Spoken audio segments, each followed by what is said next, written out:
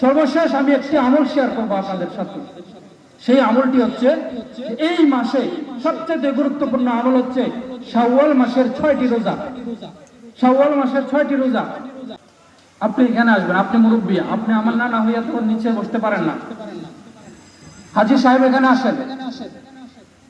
তো যে বলছিলাম যে কথাটি, যে শাওয়াল মাসের, এখানে আলেমরা আছেন, এই হাদিসটা সহিহ মুসলিমের 1164 নম্বর হাদিস, 1164 নম্বর হাদিসে এসেছে যে মান সামা রমাদান সুম্মা আতবাহু সিত্তাম মিন শাওয়াল কানা কাসিয়ামিদ দাহার।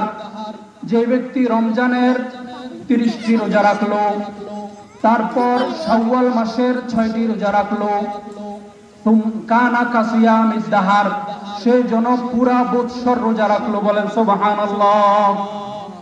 পুরা বৎসর রোজা রাখার সওয়াব যে আমল করলে হয়, সেই আমলটি কিন্তু আপনাদের সামনে আমি শেয়ার করছি। খুব গভীর মনোযোগ দিয়ে শুনেন, আমি শেষ করে দিচ্ছি, আর মাত্র 2 মিনিট আমি শেষ করে দিচ্ছি। শাওয়াল মাসে যদি কেউ, এই শাওয়াল মাসের আজকে 3 তারিখ মনে হয়, আজকে 3 তারিখ, এই শাওয়াল মাসে যদি 6টি রোজা রাখি, তাহলে আল্লাহ তাআলা আমাদেরকে 1 বছর রোজা রাখার সওয়াব দিবেন। বলেন সুবহানাল্লাহ। কিভাবে? 30টা রোজা, প্রত্যেকটা রোজা 10টা রোজার সওয়াব হবে, তাহলে 30টা রোজা 300 রোজার সওয়াব, আর 6টি রোজা 6 10 60, তাহলে 360 দিন, 360 দিন, 365 দিনে কি 1 বছর, তাহলে 5 দিন রোজা রাখা হারাম। ঈদের 2 দিন এবং কুরবানি ঈদের পরে আরো 3 দিন, এই 5 দিন রোজা রাখা হারাম।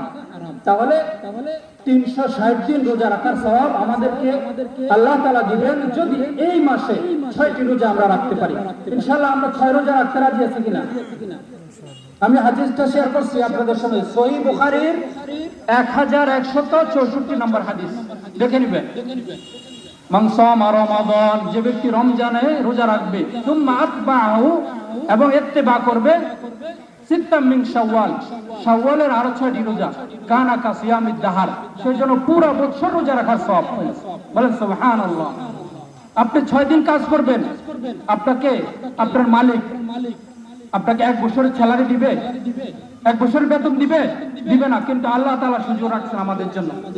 আমরা যেন, আপনাদের কাছে সর্বশেষ আমার অনুরোধ রইল, আপনারা যারা পারেন এই 6 দিন আমরা যেন ভেঙে হই, সমস্যা নাই, যেদিন আপনি ফ্রি থাকেন সেদিন এই পুরা মাসের 6টি রোজা আমরা কারাগারে রাখতে রাজি আছি ইনশাআল্লাহ। যদি সম্ভব হয় আমরা 6টি রোজা রাখবো। আল্লাহ তাআলা আমাদেরকে আমল করার তৌফিক দান করুক, এবং কাবা ঘরের যে আমল সম্পর্কে, কাবা ঘরের যে ফজিলত সম্পর্কে আমরা জানতে পারলাম, হজ সম্পর্কে সংক্ষিপ্ত বর্ণনা আপনাদের সামনে পেশ করলাম। আল্লাহ তাআলা আমাদেরকে হজ্জে মাবরুর নসিব করুক এবং এই 6টি রোজা রাখার তৌফিক দান করুক। সকলে বলেন আমিন। ওয়া মা তাওফীকি ইল্লা বিল্লাহ ওয়া মা আলাইনা ইল্লাল বালাগ।